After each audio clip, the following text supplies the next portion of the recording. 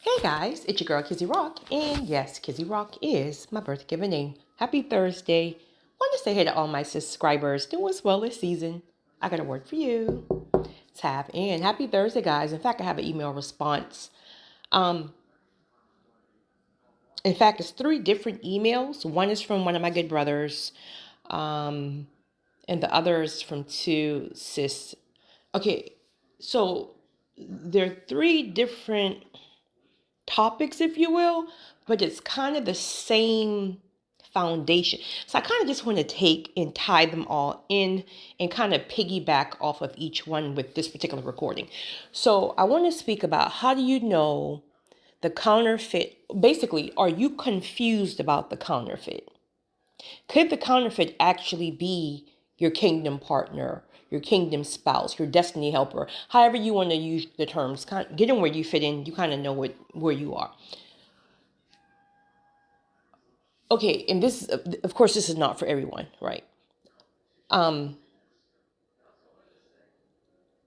There's a good chance that if you've already encountered a counterfeit because somehow you got out of alignment with everything that's going on, again, let it be a tax. You're just in a really, really low season and you're just not really spiritually tapped in, and you kind of just became vulnerable and you kind of just accepted some things that now is kind of attached, and now you're into all kind of mess, and you're literally confused. So some of you, one of my good sis who emailed, said she was very, very clear as day when God gave her a vision and a promise of her particular kingdom partner, right? There was no confusion about it. She knew that she knew that she knew. However, again, processes and delays, all that stuff, took a lot of hits, spiritual attacks, and became vulnerable. And now is the counterfeit who God wanted, and was it familiar spirits telling her what she believed God said, or who she believed God said was actually the kingdom partner? Was that all familiar spirits and wrong? But really, the counterfeit is where it's at. If that makes sense, it's very confusing, and that's the whole point. That's the whole point. It's very, very, very confusing. This is why when you first started the journey, right? God had you cut off all distractions. This is why God had you in solitude. This is why maybe God relocated you. This is why you were in a season of isolation. This is why you lost that job, because you would have been so distracted that you can't hear everything that God was saying to you, right? So this is why initially He separated you. This is why you had no confusion. There were no counterfeits. In fact, you couldn't find somebody if you wanted to. You couldn't connect with a soul. Everything was shut down. God shut everything down. You couldn't connect with nobody. So you knew that you knew that you knew who and what God said to you. But now after these hits and you became vulnerable and you started to, whatever you got going on, now there's counterfeits, right? This can be people, places, things, habits, whatever, just a counterfeit. Remember, counterfeits look very, very, very, very close. Again, counterfeits are not always bad people. It's just a person that the enemy may throw in there to get you off track, where you're not in alignment, right? And you forgot about everything that God said, and now you're wrapped up with a counterfeit. Again, person, place, or thing. That can be a person, that can be a business, that can be a job, that can be a ministry, that can be an environment, whatever, right? But you're caught up with the counterfeit. And because many of the chosen ones were attacked in such major ways, the counterfeit became comfortable.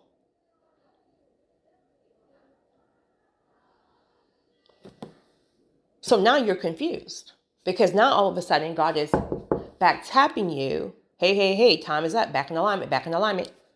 Right? You got hit. I gave you time to grieve. I gave you time to heal. You still got a process to go through, but you should be strong enough and stable enough now to get back on point.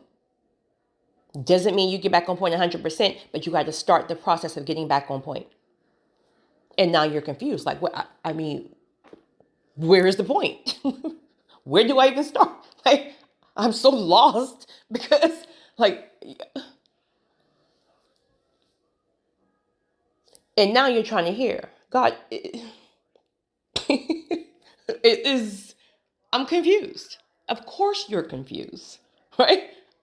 Of course you're confused. Again, you weren't confused in the beginning because you had no distractions. Okay. Again, once these hits and these attacks came, and again you were vulnerable. Now guess what?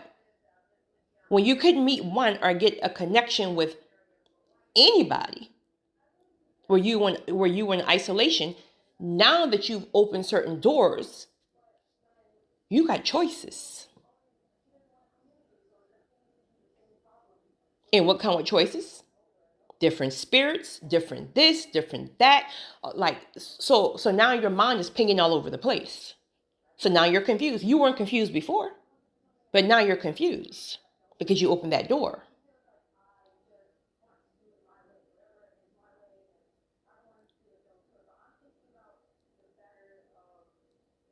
How do you know that the counterfeit is not who God said? What did God say to you initially? God don't change. What was the promise initially? Before you got the attacks, before you got a new soul tie, before you opened that door, now you're turned all the way out, bro. What did what did God say to you before? It was clear.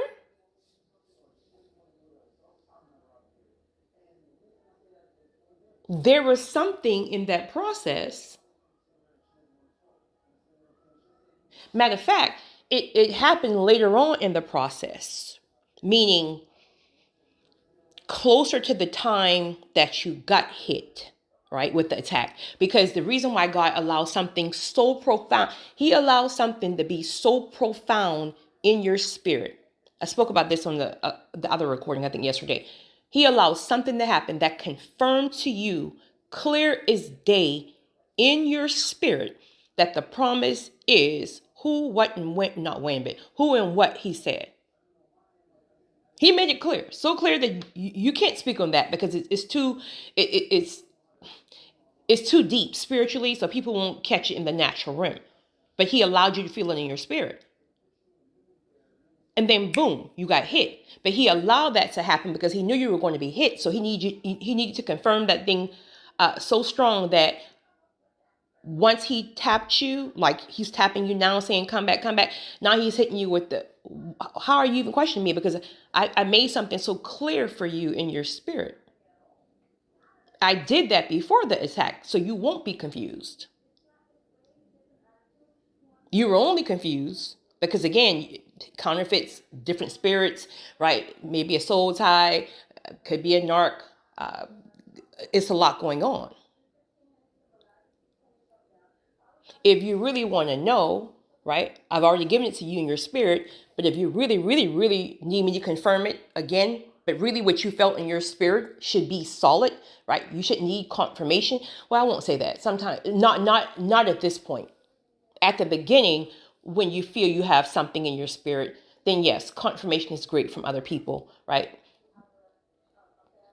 But with this right here, that feeling was so profound in your spirit that it shouldn't even be a question. You're only questioning it because it didn't manifest when you thought it should. You're only questioning it because now you really start to like that counterfeit. Keep it real. And now you know tapping back in is going to require you to pull away from that counterfeit. But she done turned you out, bro.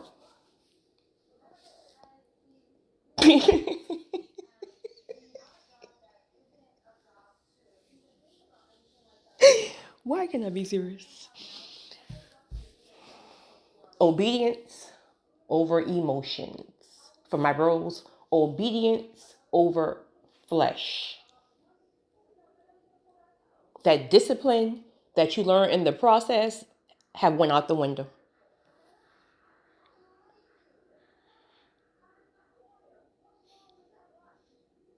The counterfeit is just the counterfeit. The counterfeit is just the counterfeit. But the counterfeit is great, but it's the counterfeit. So now you're going to have to, through discipline and obedience, you're going to have to somehow, definitely through the Holy Spirit, because you can't do it on your own. You're gone, right? You're gone. The Holy Spirit is going to have to help remove that flesh part of it. Meaning, because, it's exciting, right? It's new. It's, he's going to have to remove all of that, which typically is what we want to hold on to, right? We're human beings. We're fleshly beings. But if you remember clearly,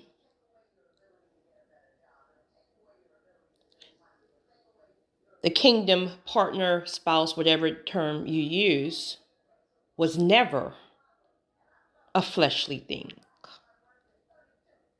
That was a spiritual thing.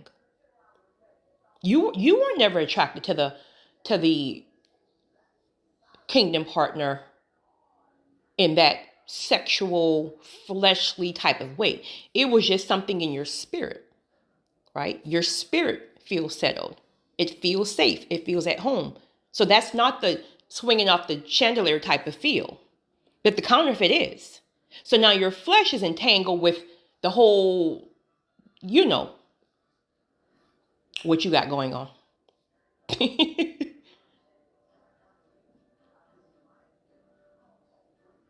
So how are you going to ever get back to the feeling of that safe, that home, that it may even feel boring, whatever, right? How are you going to ever get back there where initially that's where it was all about and you were fine with that because you didn't have any fleshly stuff going on anyway. God had already disciplined you from that. But now you've not opened up that new part. Now, are you really confused?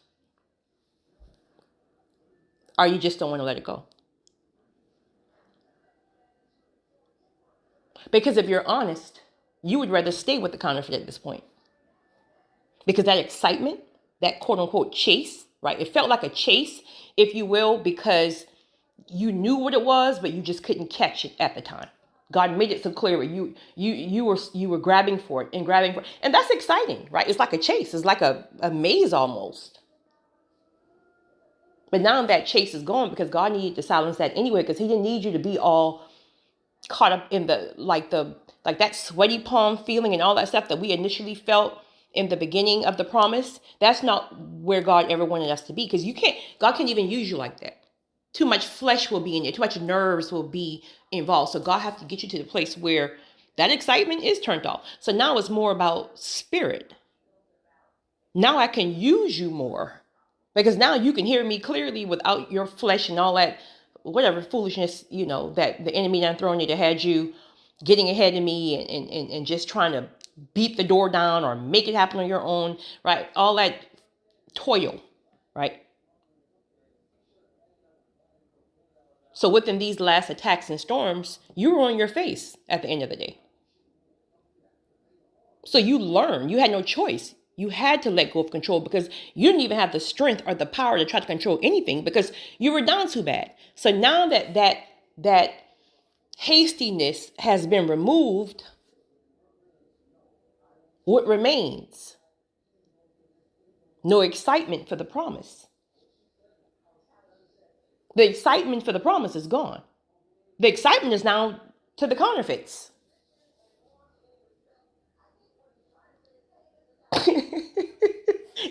The crazy part about it is the promises had looked so exciting at one point, and now you're just like, I'm turned off. But that's exactly where he needs you to be, because you had the whole mind, you had the wrong insight about it.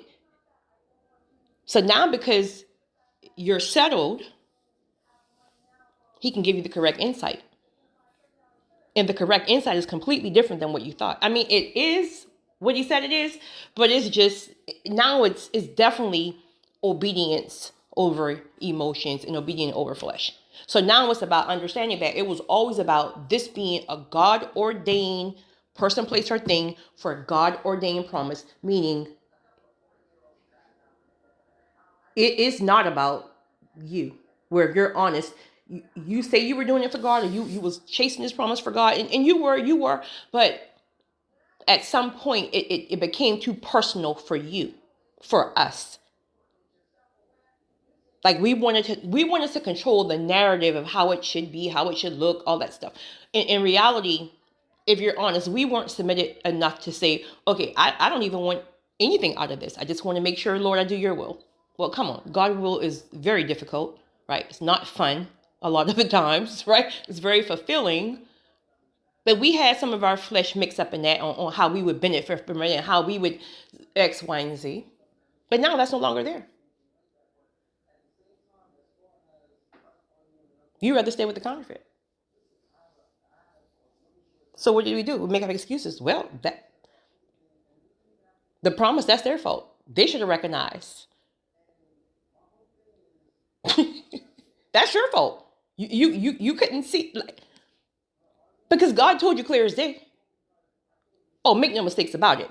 The other side, they know that they know. Whatever reason why they dropped the ball, right? That could have been them thing, or that could have been a God thing, because, God got to do what he got to do, right? But at the end of the day, like, it's easy to make up excuses to say, you ran out, time ran out, right? Like, time ran out. Like, that's your fault.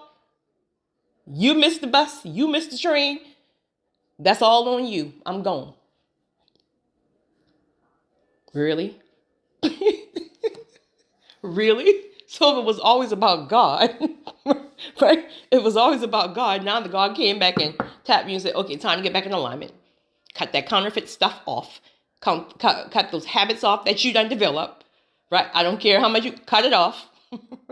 Get back in that word. Get back in that journal. Get back in nature, right? Remember where you left off? Pick it back up. It continues. The marathon continues. Regardless of you no longer having that desire for it, and you're probably desiring the counterfeit more, the marathon continues.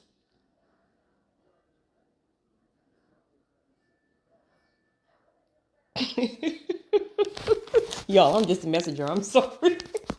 I can feel y'all looking at me side eye. I'm just a messenger. It's your girl, Kizzy Rock.